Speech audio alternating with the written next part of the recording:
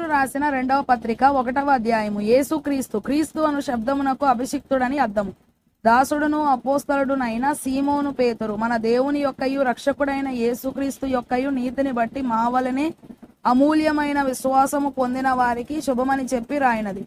తన మహిమను బట్టియు గుణాతిశయమును బట్టియు మనలను పిలిచిన వాని గూర్చిన అనుభవ జ్ఞాన మూలముగా ఆయన దైవశక్తి జీవమునకును భక్తికిని కావలసిన వాటిని అన్నిటినీ మనకు దయచేయుచున్నందున దేవుని గూర్చినట్టియు మన ప్రభువైన యేసును గూర్చినట్టియునైన అనుభవ జ్ఞానము వలన మీకు కృపయు సమాధానమును విస్తరించునుగాక.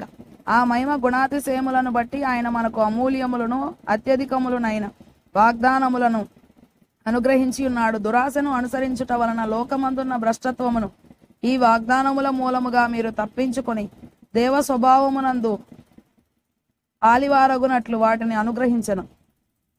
ఈ హేతు చేతనే మీ మట్టుకు మీరు పూర్ణ జాగ్రత్త గలవారై మీ విశ్వాసమునందు సద్గుణమునందు జ్ఞానమందు ఆశానిగ్రహమును, ఆశానిగ్రహమునందు సహనమునందు భక్తియందు సహోదర ప్రేమయందు దయను, ప్రేమను అమర్చుకొనుడి. ఇవి మీకు కలిగి విస్తరించిన ఎడల అవి మన ప్రభువైన యేసుక్రీస్తును గూర్చిన అనుభవ జ్ఞాన విషయంలో మిమ్మను సోమరులైనను నిష్ఫలులైనను కాకుండా చేయును. ఇవి ఎవనికి లేకపోవునో వాడు తన పూర్వ పాపములకు శుద్ధి కలిగిన సంగతి మరచిపోయి గ్రుడ్డివాడును దూరదృష్టి లేనివాడును అగును. అందువలన సహోదరులారా, మీ పిలుపును ఏర్పాటును నిశ్చయము చేసుకొనుటకు మరి జాగ్రత్త పడుడి. మీరిట్టి క్రియలు చేయువారైతే ఎప్పుడునూ తొట్టిల్లరు. అలాగున మన ప్రభువును రక్షకుడునైన యేసుక్రీస్తు యొక్క నిత్య రాజ్యంలో ప్రవేశము మీకు సమృద్ధిగా అనుగ్రహింపబడును.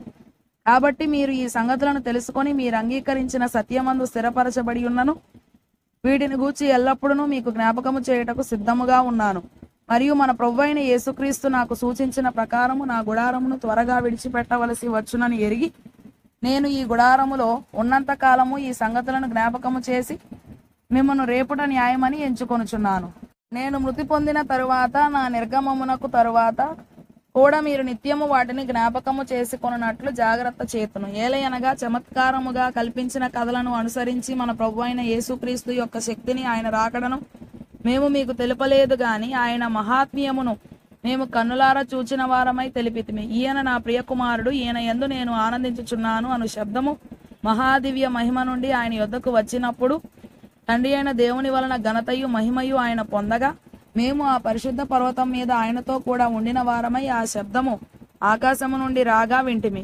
మరియు ఇంతకంటే స్థిరమైన ప్రవచన వాక్యము మనకున్నది. తెల్లవారి వేకువ చుక్క మీ హృదయములలో ఉదయించు వరకు ఆ వాక్యము చీకటి గల చోటున వెలిగిచ్చు దీపమైనట్టున్నది. దాని యందు మీరు లక్ష్యముంచిన ఎడల మీకు మేలు. ఒకడు తన ఊహను బట్టి చెప్పుట వలన లేఖనములో ఏ ప్రవచనమును పుట్టదని మొదట గ్రహించుకొనవలెను. ఏలయనగా ప్రవచనము ఎప్పుడునూ మనుషుని ఇచ్చను బట్టి కలుగలేదు గాని మనుషులు పరిశుద్ధాత్మ వలన ప్రేరేపింపబడిన వారై దేవుని మూలముగా పలికిరి.